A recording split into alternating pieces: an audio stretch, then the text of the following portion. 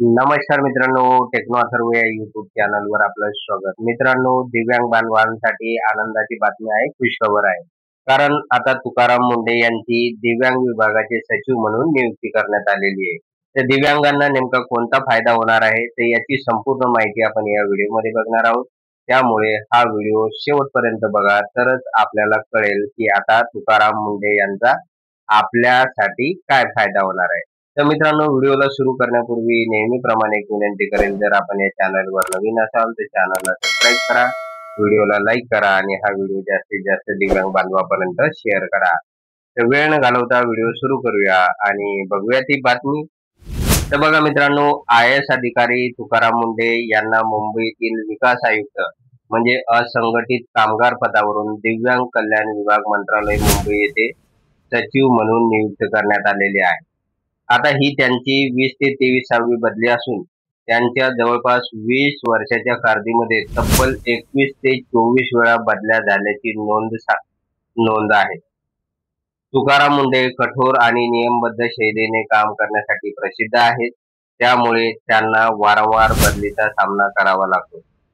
तर तुकाराम मुंढे यांनी अनेक महत्वाच्या कार्यसंस्थांमध्ये काम केलेले आहे. त्यात नाशिक, नागपूर व नवी मुंबई महापालिका आयुक्त, तसेच पशुसंवर्धन, मराठी भाषा व आरोग्य सेवामध्ये सचिव पदे इतकी महत्वाची पदे वेळोवेळी त्यांनी भूषवलेली आहे आणि त्या अंतर्गत त्यांच्या अनेक बदल्या झालेल्या आहेत. त्यांच्या तडफदार कार्यपद्धतीमुळे राजकीय व प्रशासकीय वर्तुळात ते नेहमीच चर्चेत असतात.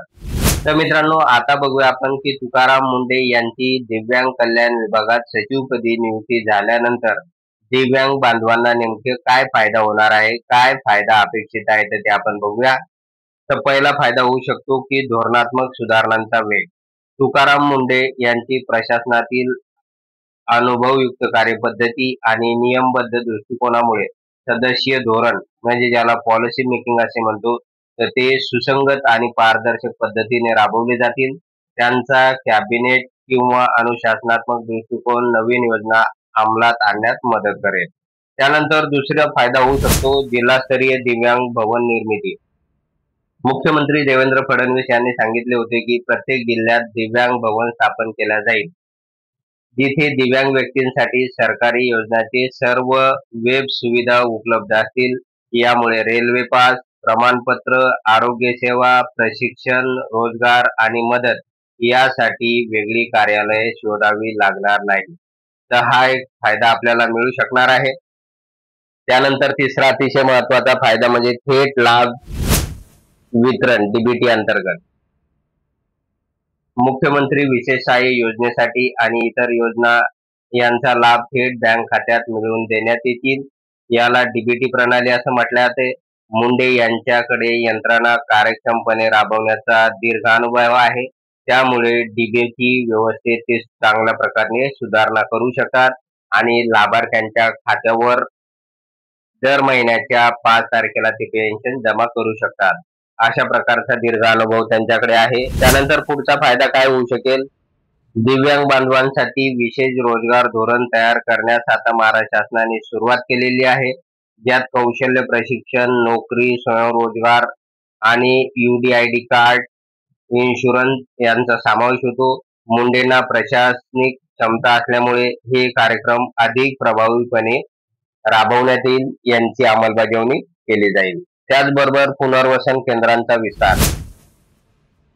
राज्यभरात एकूण 73 जिल्हास्तरीय पुनर्वसन केंद्रे उभारली जाणार आहेत, ज्यामध्ये थेरपी, काउन्सिलिंग, उपाय उपकरणे, उपचार सुविधा आणि कौशल्य प्रशिक्षण.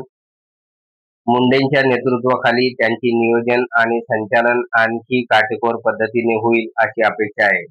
त्याचबरोबर निधी आरक्षण आणि बजेट व्यवस्थापन.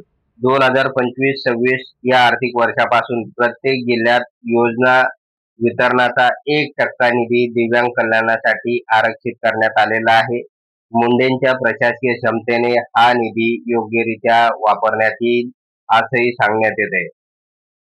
त्याचबरोबर पदोन्नतीमध्ये आरक्षण हा सुद्धा एक फायदा दिव्यांग बांधवांना होऊ शकतो. राज्य सरकारने सार्वजनिक कर्मचारी वर्गात दिव्यांग व्यक्तींच्या 4% पदोन्नती आरक्षणाची घोषणा केली आहे. मुंडेच्या विभागातून हे आरक्षण योग्यरित्या अंमलात येईल, या दिव्यांग कर्मचारी वर्गाला एक नवीन संधी मिळू शकेल. तर मित्रांनो, अशा प्रकारे महत्वाचे फायदे आता तुकाराम मुंडे यांची दिव्यांग कल्याण विभागामध्ये सचिवपदी नियुक्ती झाल्यानंतर दिव्यांग बांधवांना होऊ शकते. त्यानंतर आता बघूया आपण की पुढे नेमकं काय होणार आहे आणि त्यांच्या बदलीने दिव्यांग बांधवांना काय आधार मिळणार आहे.